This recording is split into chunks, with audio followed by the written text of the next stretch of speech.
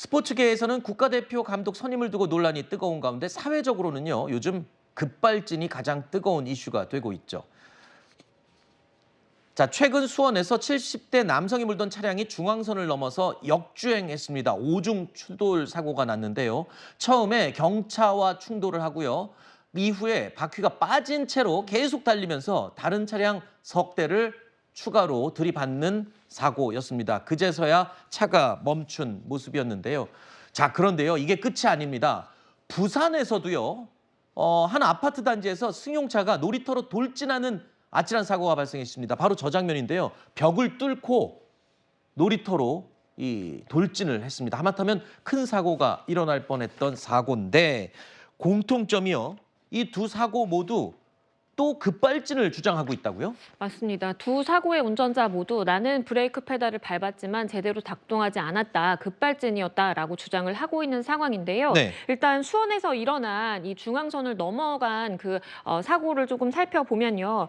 이 운전자도 부상을 입었고요. 그리고 3명 정도가 지금 경상을 입어서 병원으로 옮겨져서 치료를 받고 있는 상황입니다. 일단 운전자의 경우에 이 차량의 경우 2년 전에 중고 차량을 구입한 것이다라고 이야기를 했고 이 차량의 경우에는 저속 주행 시에 충돌을 막는 긴급 제동 장치가 탑재가 되어 있는 모델이라고 합니다. 그런데 대조사가 확인을 한 것은요. 일단은 충돌을 자동적으로 막을 수 있는 시스템은 탑재가 되어 있지만 네. 다만 만약에 운전자가 가속 페달을 밟는 상황이라면 이러한 제동 장치가 기능을 할 수 없는 것이고 아하. 아마도 이번 사고에서 이렇게 제동 장치가 작동을 하지 않았던 것은 운전자가 가속 페달을 밟았을 가능성이 높다라고 이야기를 하고 있는 상황이고요.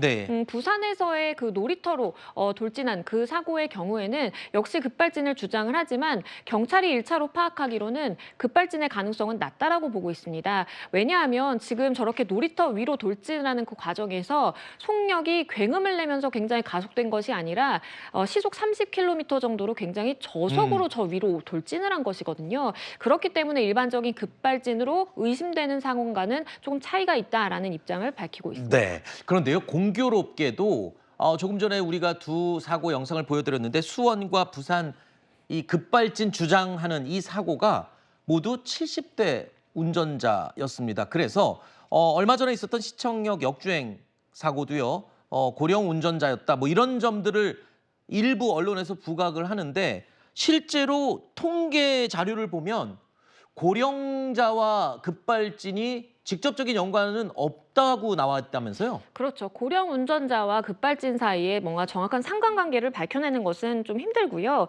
한국교통안전공단의 자료에 따르면요. 한 10년 6개월간 접수한 이 급발진 주장하는 사고 신고 건수를 조금 살펴보면 450건이 넘습니다. 네. 그런데 그중에 가장 많은 연령대는 일단은 60대입니다. 30% 정도를 차지를 했고요. 그 다음에는 50대 27%, 그리고 그 다음에 40대 20% 정도예요. 그래서 쭉 추산을 해보면 60대 이상의 고령층이 이거 급발진으로 의심된다라고 해서 신고한 건수와 50대 이하가 그렇게 신고한 아하. 건수를 비교를 해보면 50대 이하가 신고한 건수가 오히려 많다라는 거예요. 훨씬 많군요. 그렇기 때문에 물론 아하. 고령자가 뭐 운전을 덜하는 그런 통계가 있을 수도 있겠지만 일단 이 자료만 본다면 반드시 고령 운전자라고 해서 이러한 급발진 의심 사고를 반드시 발생시키는 건 아니다. 상관관계가 없다라고 볼 수 있겠습니다. 알겠습니다. 자, 사건 사고 소식 지금까지 살펴봤습니다. 자, 오늘 말씀 고맙습니다. 감사합니다.